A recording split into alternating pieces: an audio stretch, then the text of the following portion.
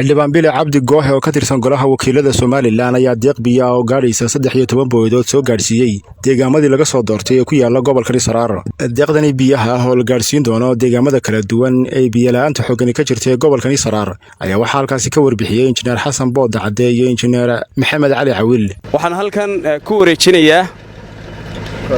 deeq biyo oo la geenayo gobolka Saraar oo uu soo dhibay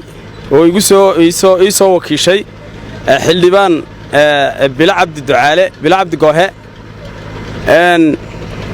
biyahaas waxa la geenayaa gobolka Saraar waxaanan aniguna u sii wakiishay gudoomiye ku-xigeenka golaha deegaanka Cabdi Xaafid Ibraahim Libax Salax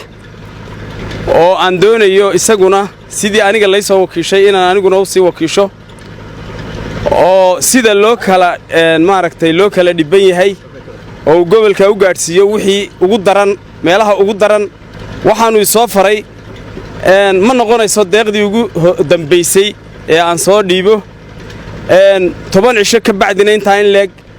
ayaan soo wadaa ayuu yidhi xildhibaanka waxaan idinka sidaa dadkii soo doortay inaanu ka abaalka dari doonin wuxuu soo faray in uu idin maqan yahay laakiin aanu idinka maqnayn halkan waxa weeyaa biyo booyada ayaanu ku wareejinaynaa maayir xigeenka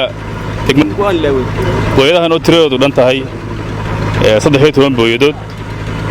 oo loogu talagalay inay biyaha gaarsiiyaan deegaanada hoos yimaada gobolka Saraar. Deeqdan biyaha uu soo wakiishay xildhibaan golaha wakiilada oo laga soo doortay gobolka Saraar Bile Cabdi Ducaale. Runtii aad iyo aad baan ugu mahadcelinaynaa xildhibaanka iyo xildhibaanadii kale iyaguna ka qayb qaatay gurmadka abaaraha ee gobolka Saraar.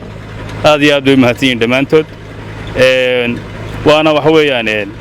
waa bilow aan dhammaad lahayn ilaa iyo inta ay naxariis ka daayso insha Allah. sidoo kalena gudoomiye ku-xigeenka golaha deegaanka degmada Caynaba Cabdi Xaafid Libax Salax ayaa sheegay in deeqdan biyaha si rasmi ah loo gaarsiin doono deegaamadii loogu talagalay.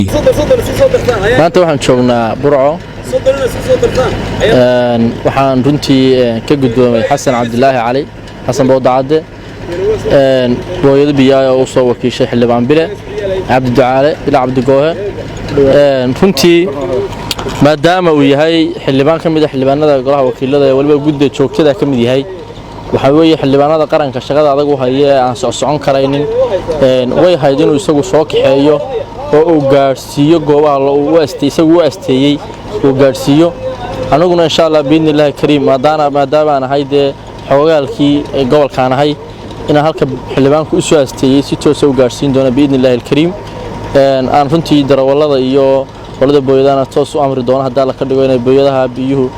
sidaan ay si toos ah goobi loogu talagalay u tagaan waxaan shacabka gobolka Saraar in dadka soo biyahaas soo gaaraan aan u sheegayaa biyaha in la wada cabo in biyaha aan gaari qaadanin in meesha lagu shubo dad kasta oo inta ay meesha ku jiraan bacdu qoyan tahay timaada in laga waraabiyo